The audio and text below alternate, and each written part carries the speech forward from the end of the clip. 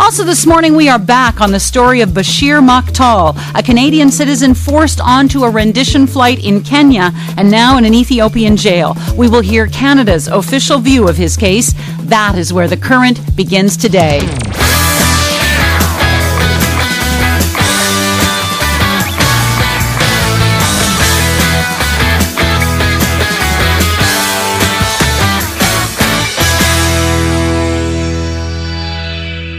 Bashir Makhtal has been in an Ethiopian prison cell for 504 days and counting. He is a Canadian citizen, originally from Ethiopia, and he has been charged with terrorist activities for allegedly having ties to a rebel movement there.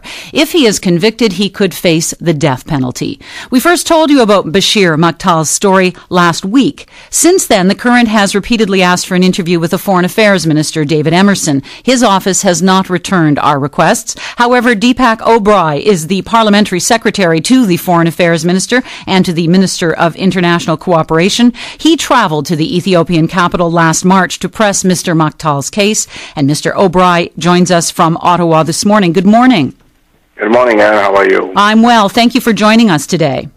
No problem. Now, an official at the Ethiopian embassy confirmed to us last Friday that Bashir Makhtal is facing terrorism-related charges. What more can you tell us about his case?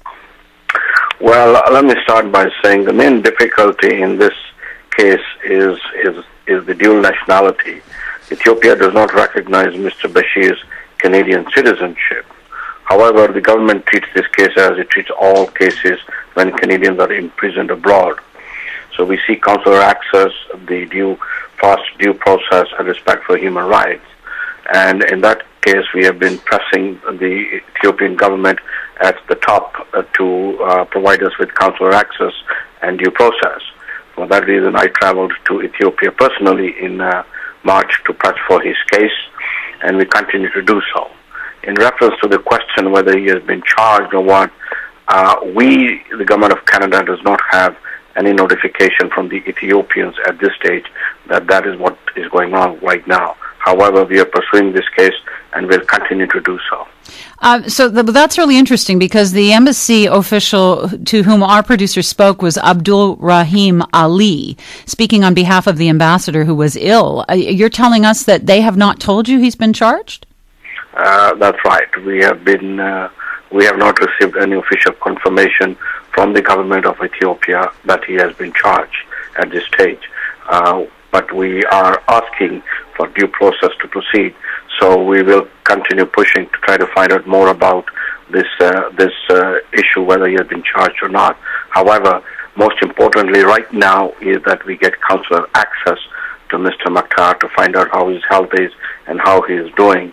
To that effect, the consular in this month visited what we thought was a detention center in Ethiopia to get access to Mr. Makhtal, but we were unfortunately not able to do so. So they're not letting you in other words, your people in?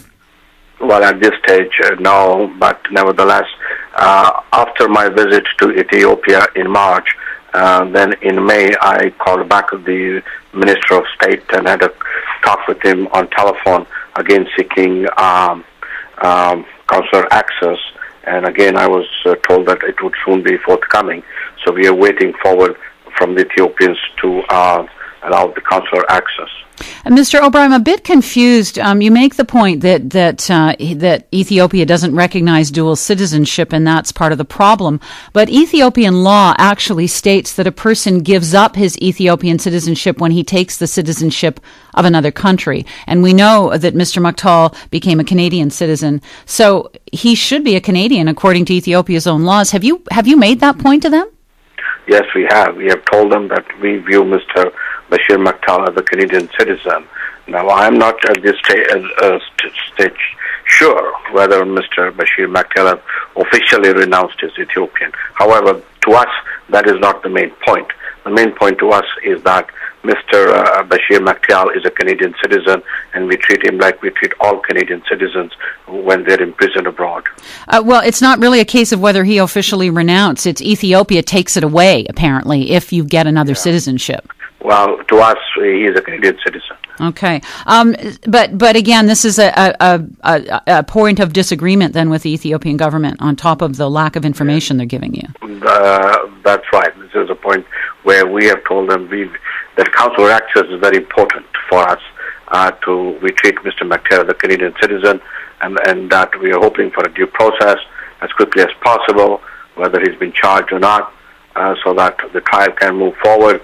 I understand the family has also got a lawyer ready in Ethiopia who can take on the case, and so we are asking the Ethiopians to move fast on this file.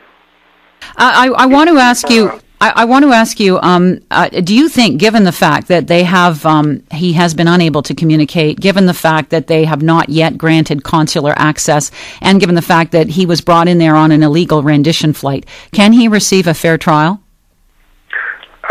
Let me just clarify one thing. Mr. Makhtal has been in communication on occasions with our embassy. They have discussed this case as quickly as on the 8th of May, Mr. Bashir called the council in Ethiopia. They were able to talk for a few minutes. So we have been able to talk with him, and so it's not that we haven't been. Now, we do hope that, yes, we believe Ethiopia is a signatory to international conventions for fair trial, and so we hope that the trial would be fair and transparent, and we believe that it should be. But again, they haven't even told you they've got one yet. They haven't actually officially told you that he's charged.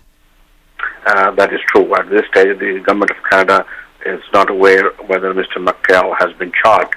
So we are asking them to either give us consular access, give us consular access and charge him so that the process can move forward. Now, we know that 85 people were on 3 illegal rendition flights out of Kenya. Some ended up in Somalia, some ended up in Ethiopia. Those on Western passports have been released. The British, the French, the Swedes, the Americans all got their citizen passport holders out. Why did Canada not do the same? Well, once we came to know about this in January, this was on January 1st of 2007, our embassy, our High Commission in Kenya and Ethiopia have been working very hard to get consular access as well as due process. And we thought we were becoming quite successful in Nairobi. However, I cannot tell you why the Kenyans sent him back to Somalia and the Somalians sent him back to Ethiopia. Just sufficient to say enough that there was high-level contacts also with the Somali governments to have access to Mr. Makhtal or to have a due process or to release him. So from us, our Canadian point of view, we will continue seeking this. I can't talk about other countries. I do not know any details of their cases, but we will concentrate on Mr. Bashir's case. And if need be, I will return back to Ethiopia even to talk at a higher level. I ask because we have seen this before. The case of Bill Sampson in Saudi Arabia, he was scheduled to be beheaded, and it was not the Canadians who got him out, it was the British. So I'm really asking you why Canada is not moving like these others. One has to be very careful here as to say that the government of Canada doesn't do things. They do, but due to Privacy Act and due to quiet diplomacy, this information may not be available to many Canadians. But I can assure Canadians and everyone that behind the scenes, a lot of communication carries on, and so it's not exactly as the government of Canada not doing. Even in Mr. Sampson's case, it was doing quite a lot. But in the case of Mr. Makhtal, he's still there, and again, the French, the Swedes, the Americans, the British are not. Look, let's be this thing. It's a matter of concern that Mr. Makhtal is in a jail in Ethiopia, and it's a matter of concern to the government of Canada. I know the family is very much concerned. I've met his cousin to apprise him of my visit to Ethiopia. So yes, we are all concerned about it, and so we'll continue pushing for this. Now, he is accused of involvement with the Ogaden National Liberation Front, the ONLF. Ottawa has not put this group on any kind of a terror watch list. Has that changed? What is Ottawa's view of the ONLF? Well, no, we haven't yet put that thing, and we are not at this stage. We don't want to tie this case to Mr. Makhtal. What we are interested in is to have the